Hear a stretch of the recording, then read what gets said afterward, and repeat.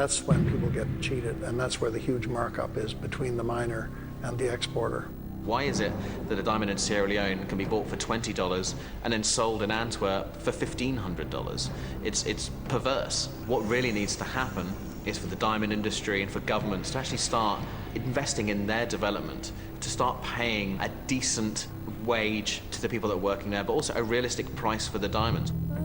What we have to do is find ways to validate African diamonds, not just because they're conflict-free, but because they come from developmentally sound sources, that people actually get a fair price for the diamonds.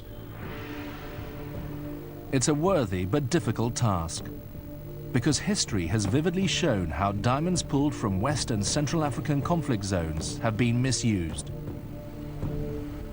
often with tragic consequences. At the end of the day, what is going to eradicate conflict diamonds, what is going to be an end to the blood diamond trade, is going to be the end of the conflict where these diamonds are being extracted from in the first place.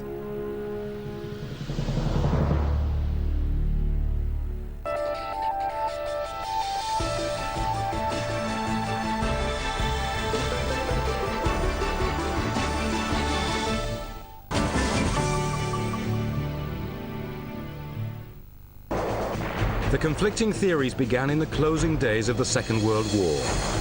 With the Russians on the verge of capturing Berlin, the Führer retreated to a bunker under his chancellery. With him were Nazi propaganda chief Joseph Goebbels, his mistress Eva Braun, and other members of his personal staff. One account, based on the testimony of Hitler's aides, says that shortly after a gunshot was heard. Rushing in, the aides found Hitler seated on a chair, a bullet through his head. Nearby on a couch was the body of Eva Braun. There was a strong smell of bitter almonds, the telltale odor of cyanide. Following Hitler's instructions, the bodies were taken out, doused with petrol and set ablaze. With Russian shells exploding around them, the aides quickly buried the charred bodies. 2 days later, Russian troops entered the Chancellery courtyard and discovered bodies in shallow graves. Digging out one badly burned corpse, the Russians identified it through dental records as the remains of Adolf Hitler.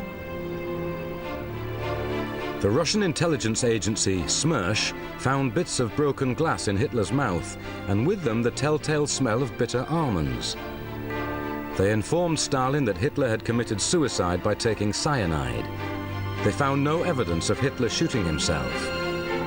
The Western Allies demanded to see Hitler's body, but the Russians kept their discovery a secret. Instead, they said Hitler had escaped Berlin to an area of Germany controlled by the British.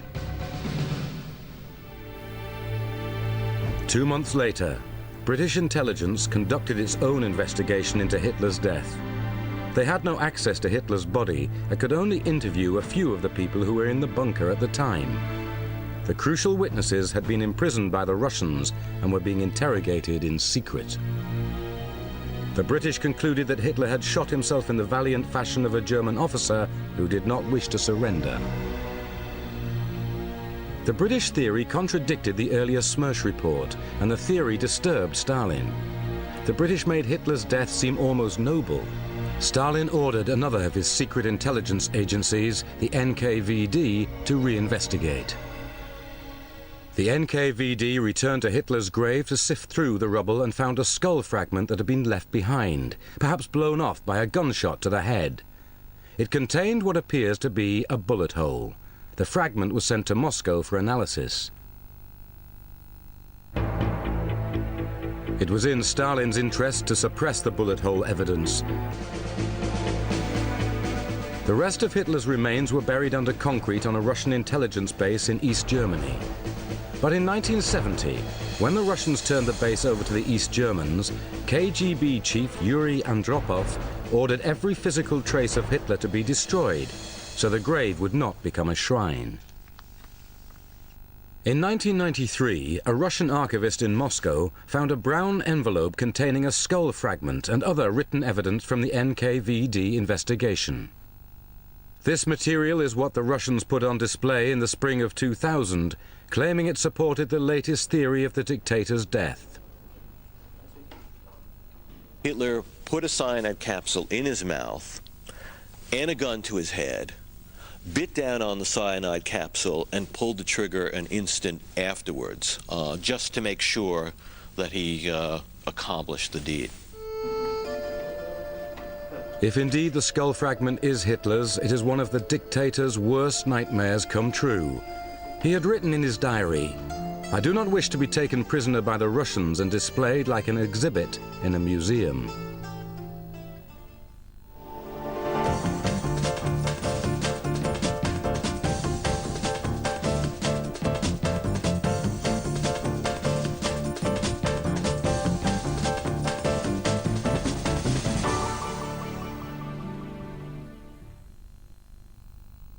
History